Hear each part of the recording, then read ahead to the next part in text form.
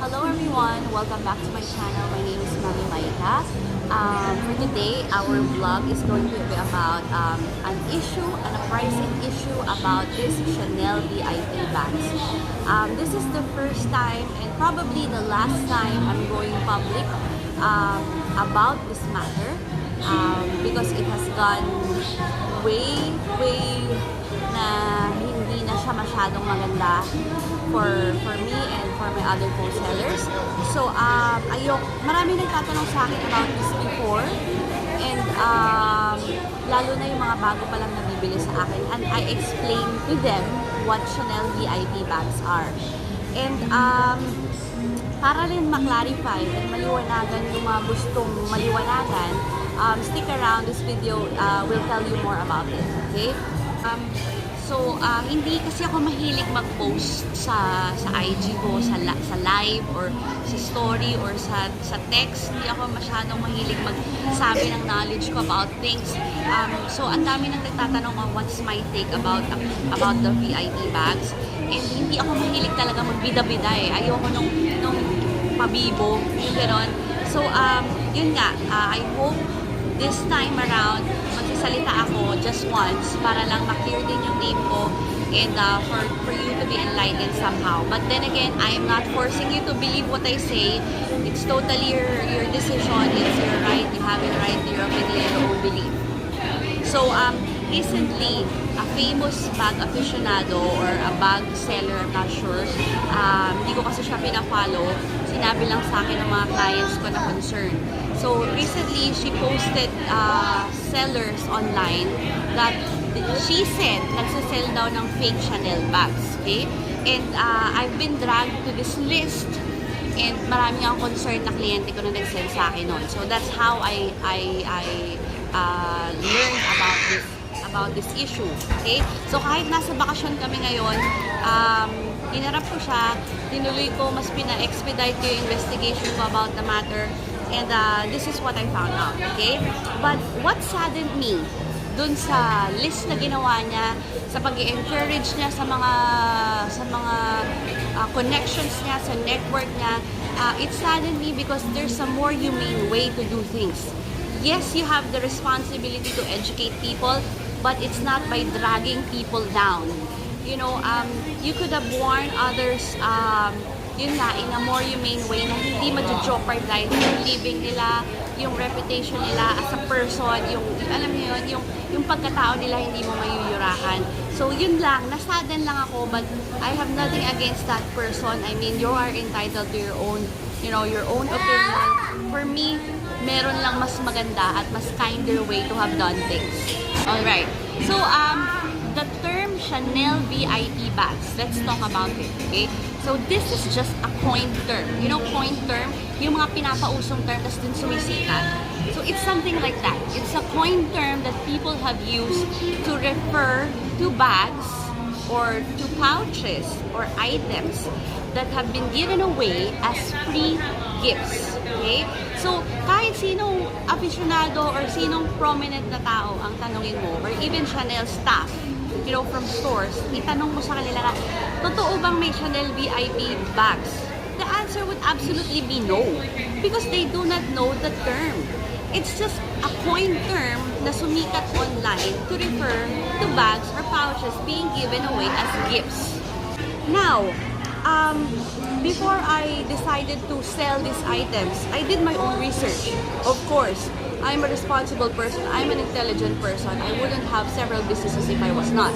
So I researched, and then I asked a few friends and connections that also worked with Chanel, for Chanel before, and they told me and confirmed to me that these free items, these free pouches, free makeup pouches really exist. I mean, they provided for clients na if they reach a certain amount of purchase, like bulk purchases, they provide them with free items, okay? And another sales assistant of Chanel told me and confirmed me that. But personally, hindi pa ako nakaka-experience that on my own because hindi ako mahilig sa makeup. Tamang kilay lang, kilay is life, tapos na. So, hindi ko siya na-experience. But since I trust those friends and connection, I decided, okay, I'm going to resell this. And the supplier was also a direct supplier from Chanel. So, okay, sige. Sell ko nga to. Okay? Now comes the issue. So, lumaki na yung fire. Kasi, pina-ignite ng maraming sellers na gusto sila yung tama or paniniwala nila ito lang yung tama. So, lumaki yung issue. So, I decided I have to do further investigation. Gusto kong ma-experience yun ng sarili ko. So, kahit yun nga, bakasyon kami Hong Kong, punta kami Hong Kong Chanel store, punta kami ng stall ng mga Chanel makeup store, and from there, I was able to confirm it. So, syempre, hindi ako mag-stop doon. I wanted to confirm it from several other stores. So, dito naman sa Taiwan, pumunta kami ngayon sa Miramar Shopping Center. And I asked the person if they would provide me with gift items if I buy Chanel makeup items. And she said yes, if I spend an amount of 7,000 Taiwan dollars, would give me free makeup pouches. So, yun pa lang, yung realization ko na, okay, medyo marami na yung nagko-confirm sa akin. Mas lalong tumitibay yung kumbaga, pruweba na this VIP items exist. But then again, the VIP term is just a pointer. Okay? Yung free makeup pouches is what I'm referring to. They do exist. Chanel stores provide them. Okay? And I'm going to show you real time because my husband allowed me to spend 7,000 Taiwan dollars for us to show you that Chanel stores provide these free items. And then, if I get those free items, pwede ko rin i-sell yun at a certain price. Okay? Pero, yun nga, dun lang nagkagulo kasi yung kaalaman nila ng Chanel VIP items, hindi talaga yung mag-exist because it's not an industry recognized term. It's just a pointer. But these bags are free items from Chanel stores. Okay? Pero, mind you, dahil free items ito, they won't possess the details that a 100,000 Chanel bag possesses.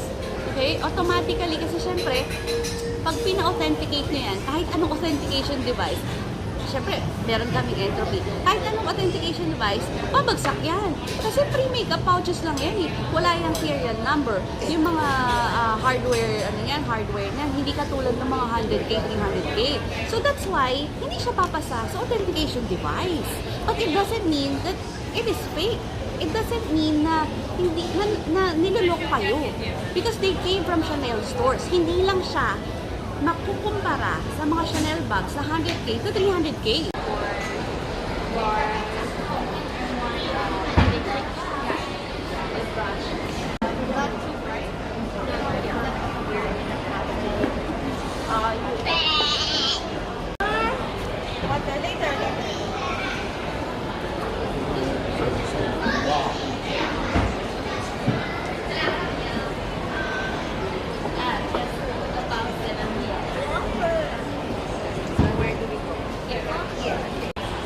So guys, ito yung bibilin ko today. Ayan, I am spending thousands of pesos for me to get this items and get a free bag from Chanel. Ayan, so first hand na experience ko that they do provide this free pouches if you buy bulk items from their makeup store. The SA told me that I'm not allowed to pick a design. So, hindi ko pwedeng piliin kung ano yung gusto kong design from their items or free gift items. She will be giving me whatever is available right now.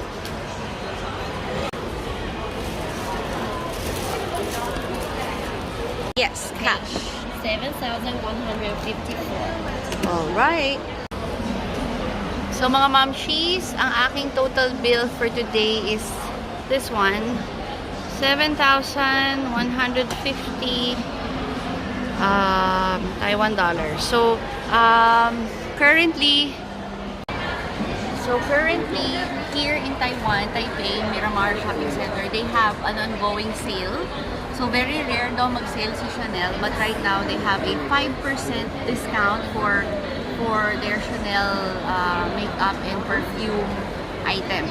So very limited lang daw ito, and saglit lang, tomorrow wala na daw yung sale nila. So, based sa narinig ko before, never sila nag-sale. But obviously, they are on sale right now, pero maliit lang, 5%. Okay? So, ayan. This is the ground floor, first floor of Miramar Shopping Center in Taipei, Taiwan.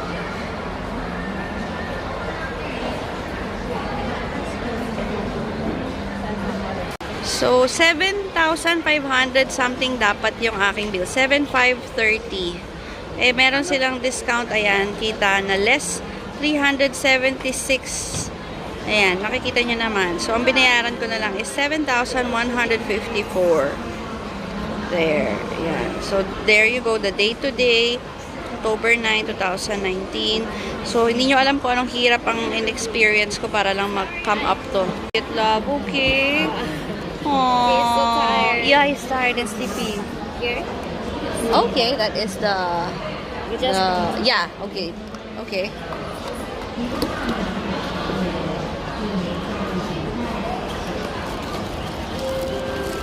That is the face powder. Ah, the brush. Okay. Good thing it comes with a brush. A little. Yeah, a little brush. Let me put it here. Okay. This is the color like this. Alright. So guys, habang pinapakita niya sa akin ang aking mga items, this is the bag that comes with my makeup. So ano siya, soft siya, parang yung plush na feel, yung plush texture. So ayan, wait lang. Okay. And that is there's the the brush and the... yay! Okay. I can put it inside if you don't need the... Okay, got it. Here's your open. Thank you. So I have 1, 2, 3, 4. Okay. And this one. Okay. Alright, so before this vlog ends, meron tayong 5 key takeaways. So first, Chanel VIP bags is just a coin term. Okay? Pinasikat siyang term that will refer to free items given by Chanel stores for buyers na bumili ng bulk items. Yun. Okay? It's just a coin term.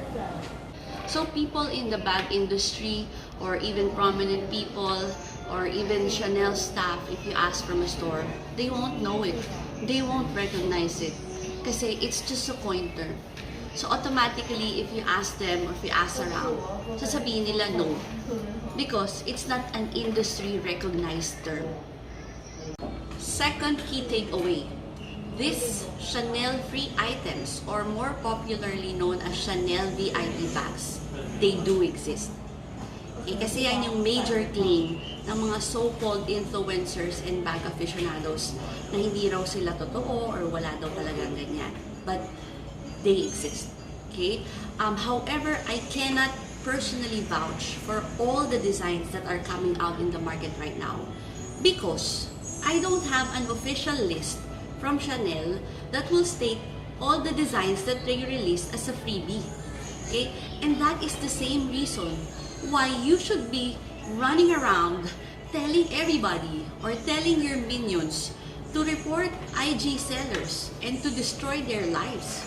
Because we need a concrete proof. So unless you have an official document from Chanel that will state the history of all the designs of the freebies or the VIP bags or pouches that they give out in the market, that is the only time that I will consider your claims. And iba't ibang countries, iba't ibang freebie bags ang binibili niyan. Like for example, dito sa Taiwan, ang nakuha namin is the plush material, yung malambot. But sabi ng SA before, it was a black pouch, patent pouch. And to be honest, sinabi niya rin sa amin that there are other designs on hand na hindi lang namin allowed makita. And we are not allowed to choose from their selection. She is the one who will give it to me. That's what she said.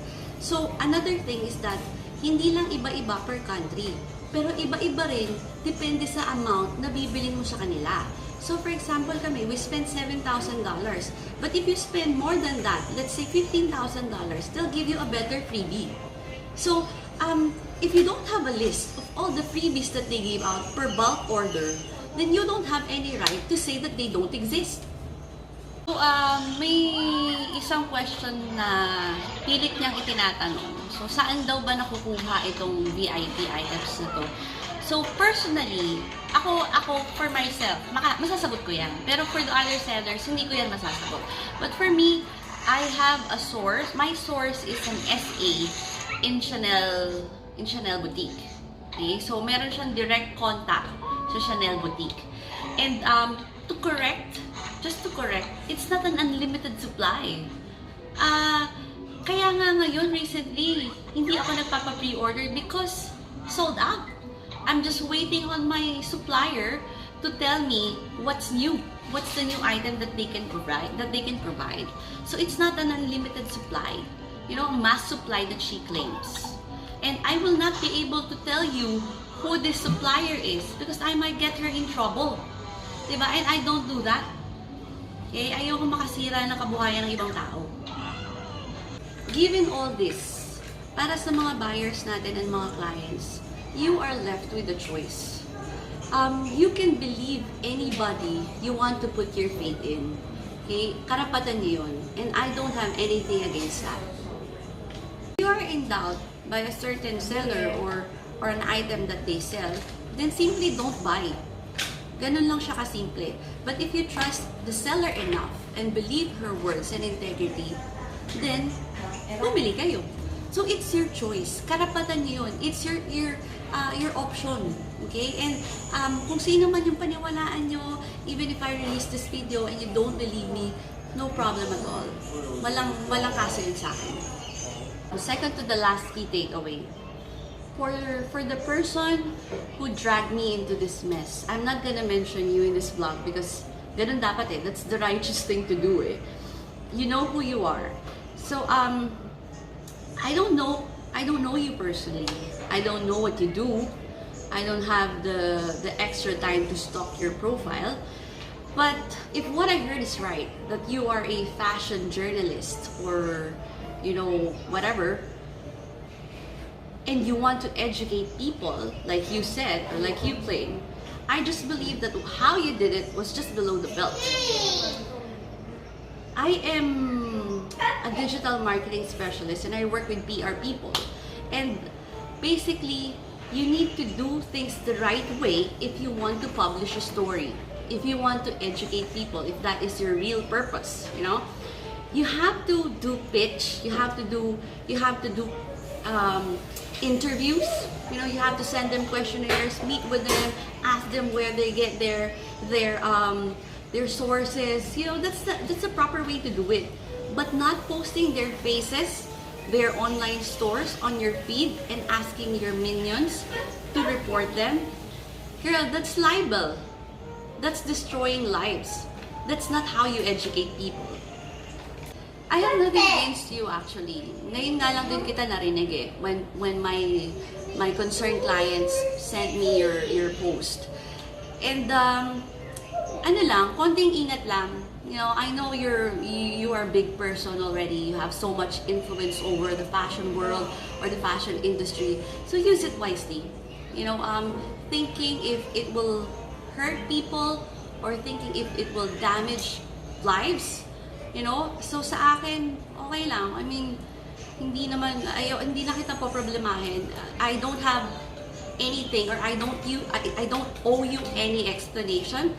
But because lumaki na yung issue, I owe explanation to my clients. But to you, I don't owe you anything. So lastly, masasabi ko lang as a seller, I have a responsibility and I did my part. I did my research, my investigation. I invested money to present to you all the things that I've learned. And even before naman ibenta ko yung mga VIP bags na sinel ko, I've already did my research, you know. So I did my part. I hope you're happy about it. And para po sa mga hindi pa rin naniniwala, feel free to unfollow me. Feel free to not buy from me. You know, para wala tayong hurt, wala tayong masamang masabi sa ibang tao. Hindi ko naman po kayo pinipilit na i-follow ako.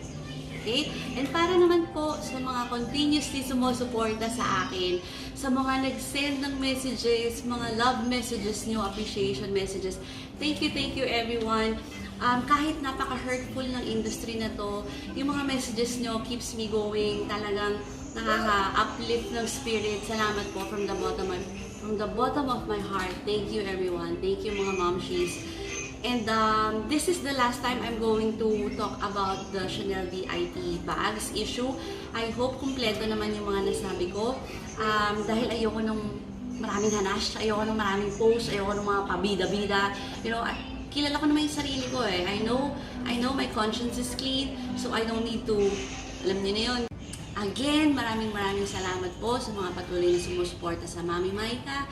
And yung VIP Chanel pouch ko, ibenta ko yun pati yung mga makeup. So ipopost ko na lang sila pagbalik ko sa Pilipinas. Hindi talaga ako mahilig sa ganun eh, okay? So again, thank you all for watching. I hope you learned from this video. And God bless you all. Sabi nga ni Boy Abunda, be kind.